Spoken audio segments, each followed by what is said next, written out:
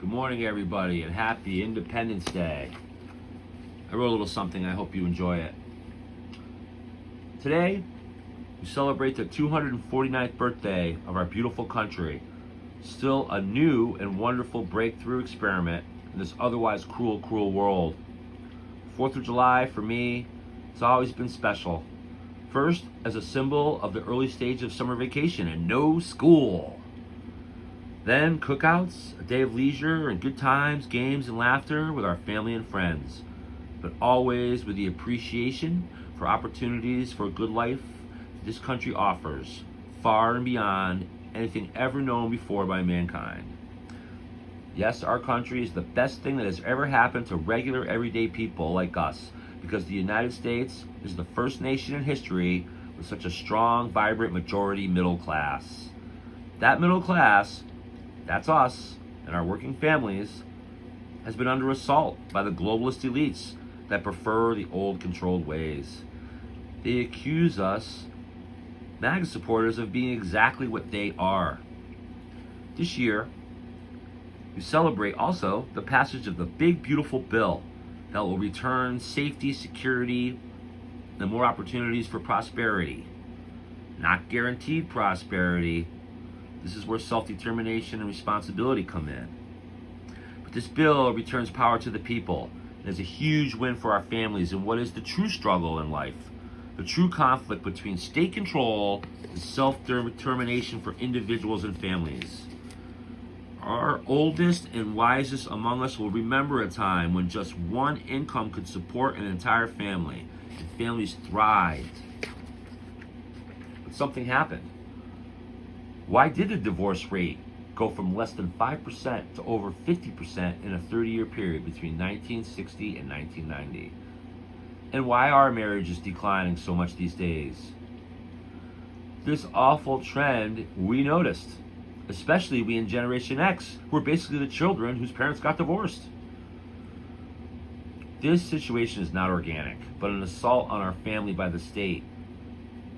With acts like a welfare system, totally unconstitutional and signed by a corrupt Lyndon Johnson, pumping up a women's movement that sent women to work, children to daycare centers, and inserted too much individual independence that served them to increase the likelihood that a frustrated spouse will simply walk away.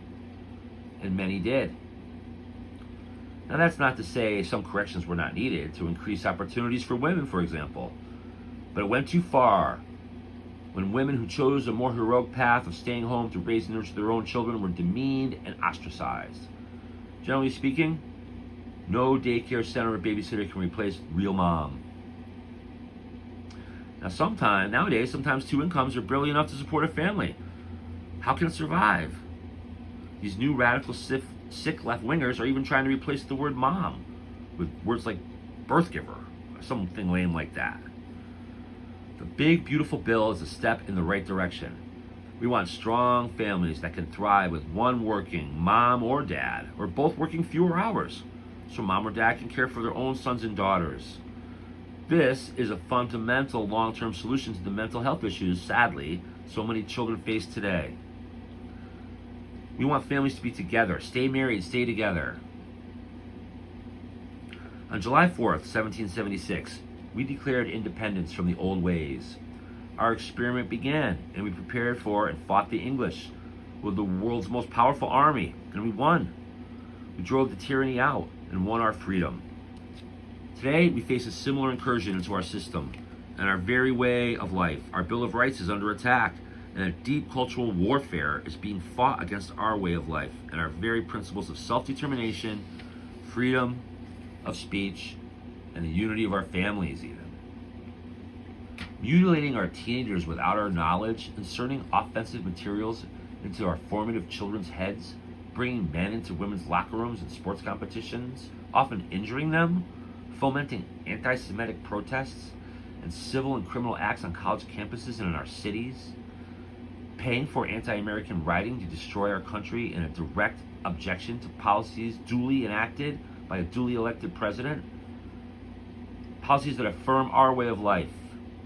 This list goes on and on. A modern invasion, sadly, is happening.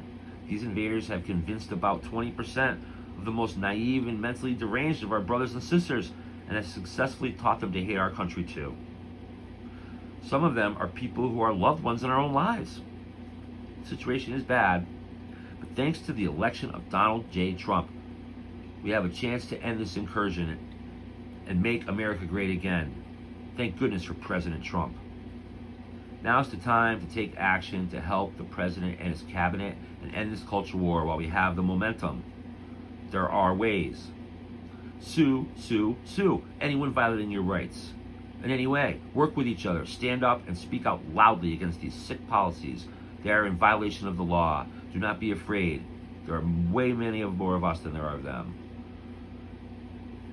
There is no need to be afraid to speak out aggressively and pointedly.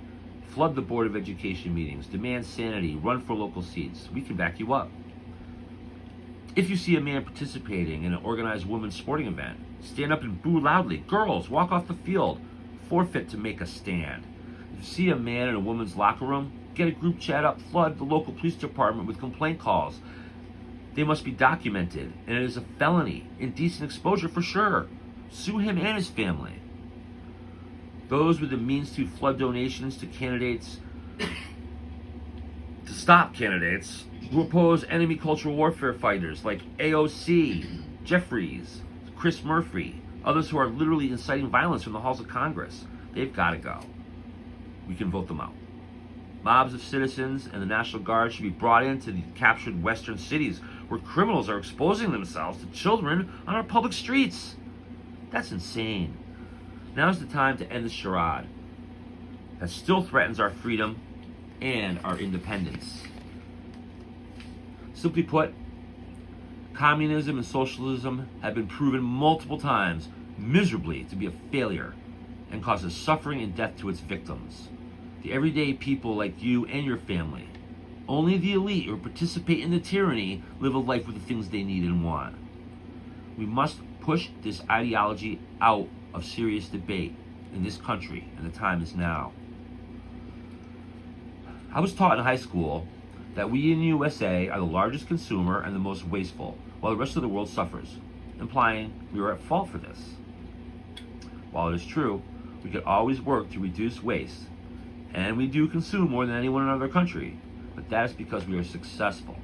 The people are successful because of that same principle of self-determination, acknowledgement that we are created with rights as human beings. We are born with these rights. We are free to pursue our happiness. If the rest of the world followed the same policies as we, they too would enjoy such happiness and freedom and prosperity. Now, some are more successful than others in this pursuit of happiness, in achieving contentment, success, and happiness. In a truly free and prosperous country, there are strong, united families to care for the needs of the weak. There are countless charities from generous groups who are satisfied with their own success and want to help those in need, those whose families cannot help themselves and need the help and want it. There is no need for government social involvement. The state need only grant these groups tax-exempt status, investigate and punish any fraud, but otherwise stay the hell out of the way. This awful cultural and government incursion is particularly bad here in Connecticut, with a rogue state government ignoring our rights when it wants to, passing draconian radical left-wing acts. Connecticut residents do not benefit from the lower gas prices and other economic improvements much of the rest of the country is enjoying with MAGA policies. Our state Republican Party Central Committee is corrupted and not effective at this time. The fight will be more difficult here, but still very winnable. By the way, did you notice that over time, 4th of July celebrations are now scattered over a period of 2 or 3 weeks around the 4th? That's meant to dilute our celebration. That should change. As we celebrate today, America's 249th birthday, the birthday of our beautiful country, still a new wonderful breakthrough experiment in this otherwise cruel, cruel world, we again must declare our independence and must be willing to protect it with action and with our very lives. God bless America. God bless Connecticut. Enjoy the hamburgers and hot dogs, everybody, and have a wonderful day. Make America great again. Thank you.